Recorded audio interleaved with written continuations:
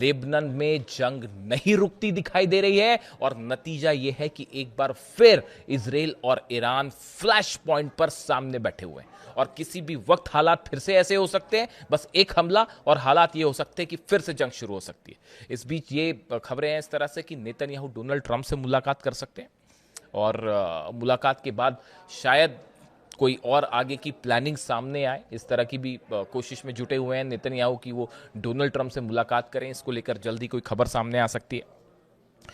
देखिए, हालात अभी इस समय वर्तमान में हालात सिचुएशन ये है कि जितने एमओयू के पॉइंट्स थे उनमें किसी को लेकर कोई इंप्लीमेंटेशन शुरू नहीं हुआ है सिवाय हॉर्मूज खोलने के। अमेरिका की फोर्सेस अभी भी उन्हीं हालात में हैं जैसे पहले थी। वो अगले कुछ दिनों बाद वहां से पीछे हटेंगी जैसा बताया जा रहा है। कुछ जहाज़ों को ज़रूर ईरान निकाल पाया है वहां से ब्लॉकेट के बावजूद। वो ज़रूरी था निकालना, तो वो ज़रूरी था निकालना, वो शुरू हो चुका है। लेकिन अभी ना तो हॉर्मूज पूरी तरह से खुला है, ना अमेरिका की सेना पीछे हटी है। और जिस तरह की बयानबाजी हो रही है, जेडी वेंस का जो बयान आया है अमेरिका के उपराष्ट्रपति का, वो ये कह रहे हैं कि हमने सत्ता परिवर्तन को लेकर वो इस तरह के बयान दे रहे थे कि लोगों की को खून बहाने वाले और लोगों की हत्या करने वाले लीडर्स जो हैं अब वो खत्म हो गए। क्या वो ये शब्दों का इस्तेमाल अली खामने साहब के लिए कर रहे थे? क्या ऐसी भाषा ईरान को स्वीकार होगी? क्या ऐसी भाषाओं के बाद डील आगे चल पाएगी?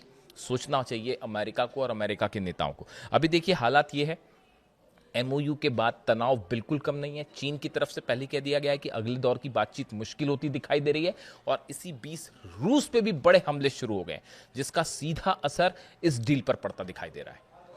देखिए, वहीं एक बेहद अहम खबर यह है कि सऊदी जो है वो अब ईरान के साथ खड़ा होता दिखाई दे रहा है इजराइल के खिलाफ। सऊदी के फॉरेन मिनिस्टर जो है प्रिंस फैजल बिन फरहान, इनकी तरफ से एक बड़ी चेतावनी दी गई है इजराइल को और नेतन्याहू को। उन्होंने कहा है नेतन्याहू को अपने हमले रोकने चाहिए, वरना इजराइल का अंजाम बहुत बुरा होगा। जिस तरह से लेबनान में, वेस्ट बैंक में, सीरिया में, गाजा में इजराइल की तरफ से हमले जारी हैं, उसको लेकर सऊदी की तरफ से सीधी सीधी चेतावनी दे दी गई और यह कहा गया कि अगर इस तरह के हमले जारी रहते हैं तो ये पूरे रीजन की सुरक्षा के लिए बेहद बड़ा खतरा होगा। और अगर इजराइल नहीं रुकता है, नेतन्याहू नहीं रुकते हैं, तो ये इजराइल की सुरक्षा के लिए भी बहुत बड़ा खतरा होगा। अब देखिए, सऊदी ने ऐसी बात क्यों कही, इसकी बड़ी वजह बताई जा रही है।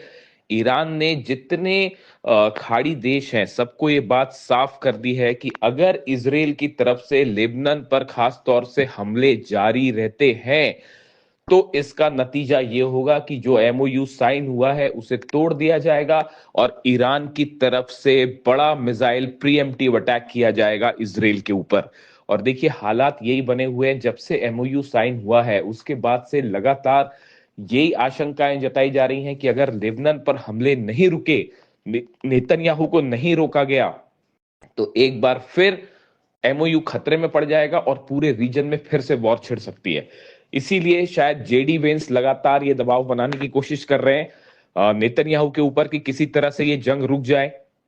कल भी जेडी वेंस के बयान सामने आए कि इजराइल जो है वो सिर्फ अमेरिका की हथियारों के दम पर ही जो है आज सुरक्षित है। इस तरह के बयान जेडी वेंस की तरफ से आए, लेकिन उसके बावजूद बेहद मुश्किल है नेतन्याहू को रोकना। और जिस तरह की खबरें हैं उसके मुताबिक नेतन्याहू ने एक बड़ा ऑपरेशन का प्लान शुरू कर दिया है कि कैसे ईरान के खिलाफ एक बड़ा ऑपरेशन छेड़ा जाए। इसके लिए बैठकों का दौर जारी है इजराइल में।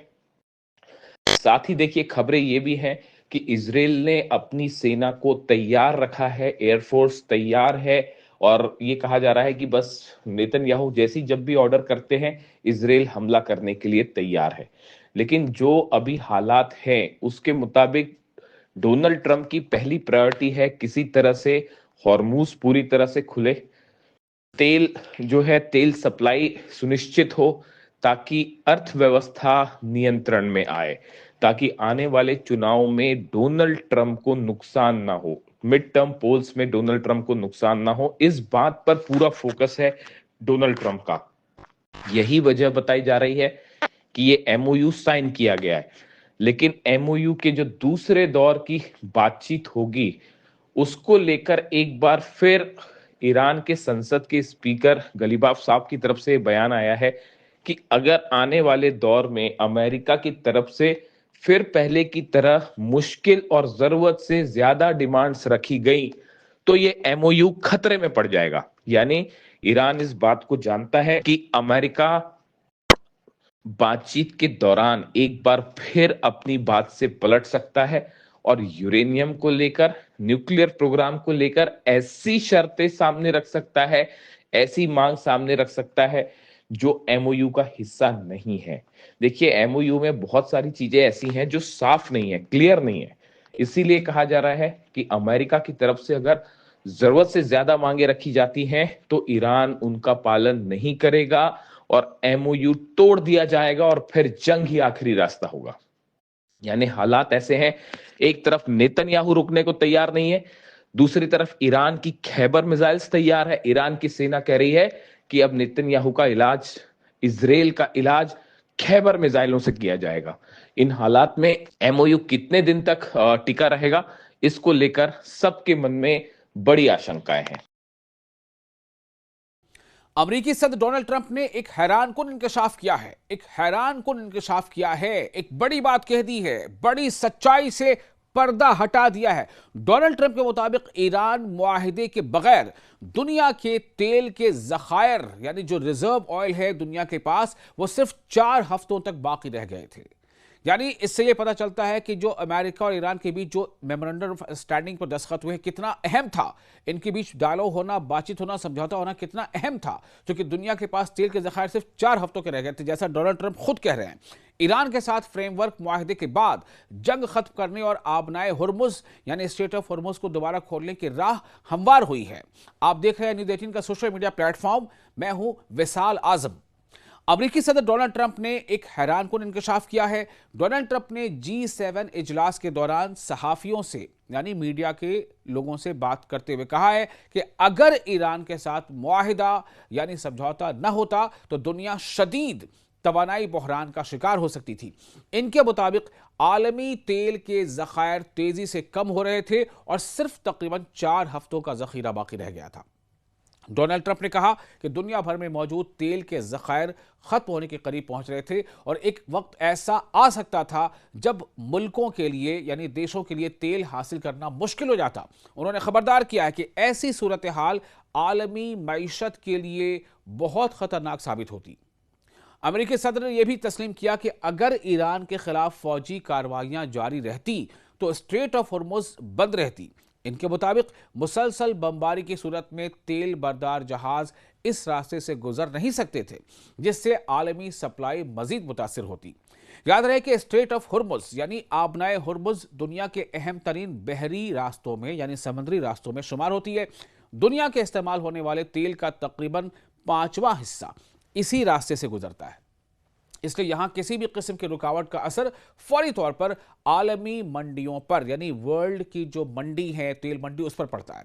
रिपोर्ट्स के मुताबिक जंग के दौरान तेल की कीमतों में नुमाया इजाफा हुआ, जबकि कई मुल्कों के जखायर भी कम हो गए। कई देशों के जो तेल का जो उनका रिजर्व था वो कम होता चला गया।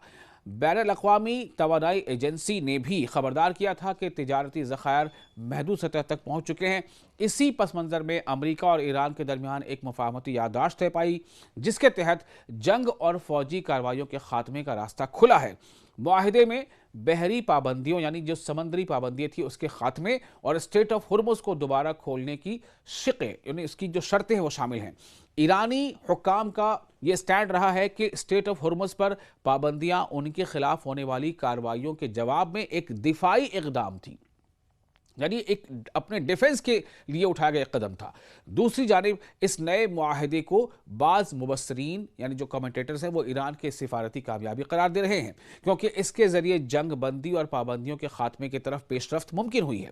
मजमूई तौर पर यानी कुल मिलाकर देखें तो डोनाल्ड ट्रंप के हालिया बयानात ने यह साफ कर दिया है कि एनर्जी की जो तवानाई की आलमी सप्लाई और अपनाए हुर्मुज यानी स्ट्रेट ऑफ हुर्मुज की अहमियत आज भी दुनिया के सियासत और मईशत पर गहरा असर रखती है। आप इस खबर के बारे में क्या राय रखते हैं? आप क्या सोचते हैं कि ये जो नई डेवलपमेंट है ये कैसी है? आप अपनी राय हमें कमेंट बॉक्स में लिखकर भेज सकते हैं और वीडियो अगर आपको पसंद आया हो तो इसे लाइक भी करें, शेयर भी करें।